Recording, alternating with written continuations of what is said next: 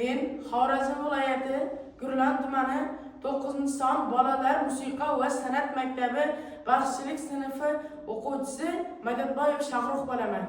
Men sizlarga Bazirgan dostonidan armonim qolmadi dastonini kuylab bermoqchiman. Bazirgan aytdi: "Ey singlim, o'sha naylar girmaydi, dushman naylar demaydi. Har qachon o'ch yigitga yaxshilik bo'ladi, yomonlik bo'lmaydi" deb turib, singlisini so'zlarına quloq solmasdan 360 narni jam etib, botir yigitlarni yonına alıp sharpillab yo'ldan ketaverdi. Bazirgan yo'l olsa ham bo'lardi. Chordog'ni Chonlibel boyatına yetib borgan vaqtida Gurolni o'z qalasida yo'qadi. Usmonli degan yurtda shikora ketib qolgan. Shunda Bazirgan o'zini kelgani haqida bir xatni yozib, Gurolning darvozasini yopishtirib keyin qaytib ketaverdi. Ana endigi so'zni Guroldan eshitding.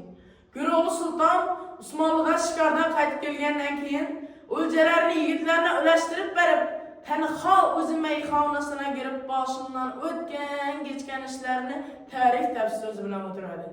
12.000 yili takalli turkmanim bor, 24.000 yili eladirim bor. Meni ne armonim bor. 40 yigitim yanımda bo'lsa, olgan yerimni oldim, chopgan yerimni chopdim, o'tdim, surdim, sotdim, armonim qolmadi deb Gurolni mas bo'lib bir she'r aytdi. 18 arşın mindim, Abdin armonim kalmadı. Zerdin toşaklar üstünde yattım, armonim kalmadı.